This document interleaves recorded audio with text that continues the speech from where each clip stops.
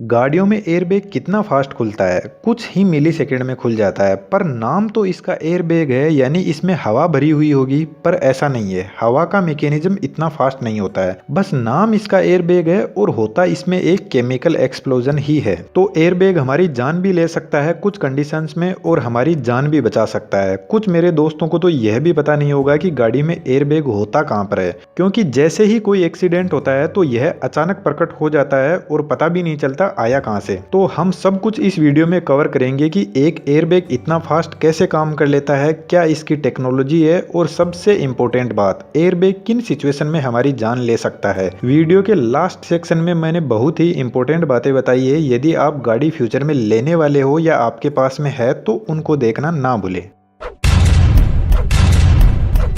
हमारी गाड़ियों में जो सीट बेल्ट होता है वह हमारी बॉडी को प्रोटेक्ट करके रखता है, लेकिन जो हमारा हेड है उसके लिए कोई प्रोटेक्शन नहीं है। जब गाड़ी एक्सीडेंट की वजह से एकदम रुकती है तो हमारा सर स्पीड में जाकर गाड़ी की स्टीयरिंग से टकराता है और हो सकता है कि हमारा सर फट जाए, गर्दन टूट जाए। तो हेड को रेस्ट देने के लिए एयरबैग को डिजाइन किया गया। सीट बेल्ट के साथ में एक प्रॉब्लम यह भी है कि यदि एयरबैग नहीं होगा तो हमारी बॉडी और सर एक्सीडेंट के टाइम एकदम आगे की तरफ जाएंगे और हो सकता है कि सीट बेल्ट की वजह से हमारी कंधे की हड्डी टूट जाए। लेकिन आज के टाइम में गाड़ियों में जो सीट बेल्ट आता है वह ऐसी सिचुएशन में थोड़ा प्रेशर अपना रिलीज करता है और बॉडी को मोशन से रेस्ट में लाने के लिए हमें जो झटका लगता है उसको थोड़ा कम करने की कोशिश करता है। तो जब साइंटिस्ट के यह बात दिमाग में आई तो उन्होंने सोचा कि सीट बेल्ट के अकेले से काम नहीं चलेगा, तो उन्होंने एक एयरबैग बनाया और पुराने टाइम में जो एयरबैग था उसमें कंप्रेस्ड एयर को भरा जाता था, इसीलिए इसका नाम ही एयरबैग है। तो जब कभी गाड़ी का कोई एक्सीडेंट होता तो गाड़ी में यह सेंसर यूज में लिया जाता था,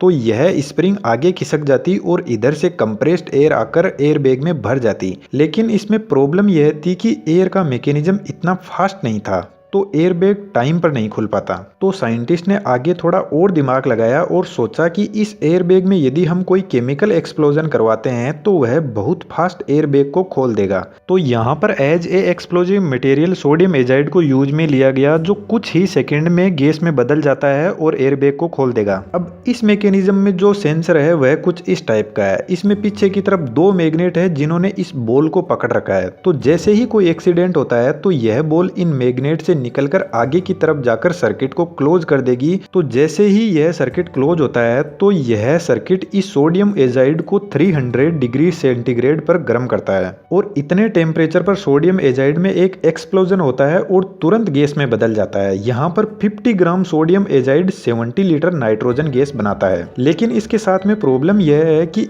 एक तो यह मॉइस्चर को सोख लेता है और यदि इसको बनाते टाइम यदि कोई लीकेज रह गया और उस कंडीशन में एयरबैग खुलेगा तो इसका एक्सप्लोजन इतना खतरनाक होगा कि एक्सीडेंट से पहले ही यह सोडियम एजाइड पर्सन की जान ले लेगा। तो इसके साथ में एक ड्राई एजेंट को ऐड किया गया और इसके पास में पोटेशियम नाइट्रेट और सिलिकॉन डाइऑक्साइड को इसके पास में रखा गया इन प्रॉब्लम से बचने के लिए।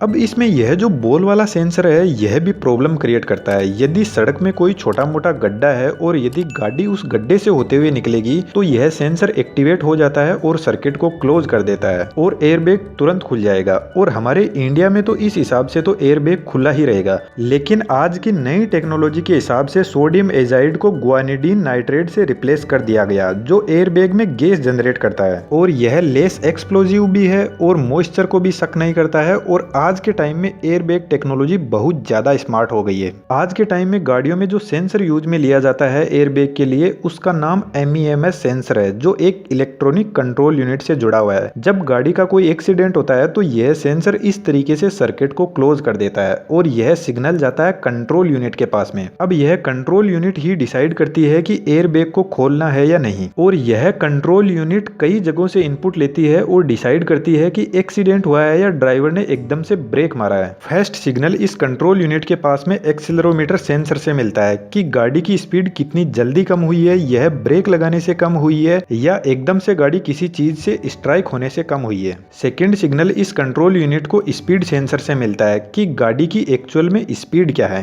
थर्ड सिग्नल इस कंट्रोल यूनिट को ब्रेक प्रेशर सेंसर से मिलता है कि ब्रेक कितना प्रेशर से लगाया गया है या फिर गाड़ी की स्पीड किसी चीज के टकराने से कम हुई है या ब्रेक लगाने से। फोर्थ सिग्नल इस एयरबैग कंट्रोल यूनिट को जायरोस्कोप से मिलता है और यह इस कंट्रोल यूनिट को गाड़ी की 3D पोजीशन दिखाता है कि गाड़ी कितने एंगल पर झुकी हुई है और यदि कोई एक्सीडेंट हुआ है तो किस साइड से गाड़ी को हिट किया गया है। फिफ्थ सिग्नल इस कंट्रोल यूनिट को मिलता है डोर प्रेशर सेंसर से। गाड़ी में जितने डोर है उतने ही गाड़ी में सेंसर होंगे और इनसे इस कंट्रोल यूनिट को पता लगेगा कि डोर पर कितना प्रेशर पड़ा है। यदि ड्राइवर ने ब्रेक मारा है तो डोर पर कोई प्रेशर नहीं होगा और यदि एक्सीडेंट हुआ है तो डोर पर प्रेशर आएगा। सिक्स्थ सिग्नल इस कंट्रोल यूनिट को मिलता है सीट ऑक्यूपेशन सेंसर से और यह सेंसर इस कंट्रोल यूनिट को बताता है कि गाड़ी में कितनी सीट पर पैसेंजर बैठे हुए हैं। जितनी सीट पर पैसेंजर होंगे उतने ही एयरबैग खुलेंगे। अब इन सभी सेंसर से यह कंट्रोल यूनिट डाटा को कलेक्ट करती है और 2 मिलीसेकंड के अंदर इस डाटा को कैलकुलेट कर लेती है। यदि एक्सीडेंट हुआ है तो एयरबैग के सर्किट को क्लोज करती है और जैसे ही एयरबैग सर्किट क्लोज होता है तो एयरबैग में जो एक्सप्लोजिव मटेरियल है उसको इग्नाइट करता है और एक एक्सप्लोजन करवाता है। इस एक्सप्लोजन के बाद में 20 से 30 मिलीसेकंड में एयरबैग में गैस भरने लग जाती है और 100 मिलीसेकंड तक पूरा एयरबैग खुल जाता है। यह एयरबैग 350 किलोमीटर पर आवर की स्पीड से खुलता है।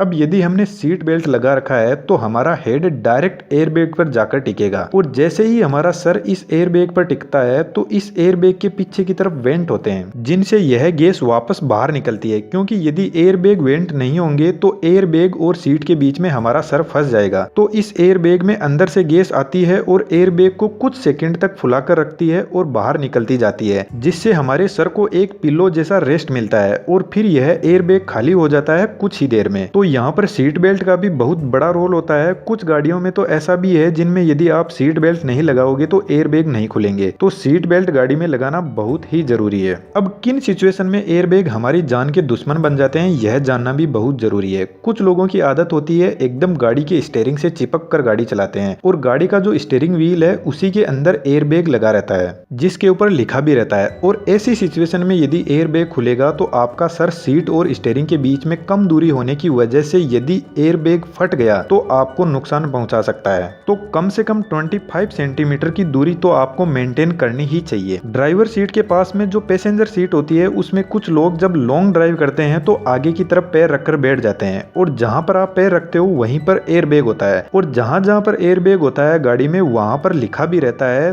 तो इस कंडीशन में यदि एयरबैग खुलता है तो आप सोच सकते हो कि आपके साथ में क्या होगा। गाड़ियों में हमें सीट पर वही कवर लगानी चाहिए जो कंपनी से मिलते हैं, क्योंकि सीट में जो एयरबैग होता है यदि आपने अलग से कवर लगा दिया तो फिर कैसे खुलेगा वह, लेकिन वह खुलेगा 100% और प्रेशर की वजह से उसमें ब्लास्ट हो जाएगा और वही आपका दुश्मन बन जाएगा। कुछ लोगों को बहुत ऐसे इंटरेस्ट होते हैं गाड़ियों के डैशबोर्ड पर आगे की तरफ ऐसे फालतू के इंस्ट्रूमेंट लगा लेंगे और आगे के डैशबोर्ड पर कवर भी लगा देंगे, पर इनसे एयरबैग को बहुत इफेक्ट पड़ता है। यदि इन इंस्ट्रूमेंट से एयरबैग खुला और यदि फट गया इनके लगने से तो एयरबैग से बहुत ज्यादा स्पीड से गैस निकलती है, वह भी आपकी जान ले सकती है। और कुछ लोगों के भाई अलग ही टाइप के शौक होते हैं, गाड़ी के आगे की साइड में ऐसे बम्पर बनवा लेते हैं। इनकी वजह से कई बार एयरबैग सेंसर सही से काम नहीं कर पाता और यह भी एक बड़ी बेवकूफी है। अब यहाँ पर कुछ गाड़ियां तो ऐसी है जिनको सेफ्टी फीचर्स में 0 स्टार मिला हुआ है आउट ऑफ 5 में से और उन गाड़ियों में एयरबैग दे रखा है। तो आप सोच लो उन गाड़ियों में एयरबैग क्या करेगा। और मैं उन 0 स्टार वाली गाड़ियों का नाम नहीं लूंगा, लेकिन आप गाड़ी खरीदने से पहले एक इंटरनेशनल एजेंसी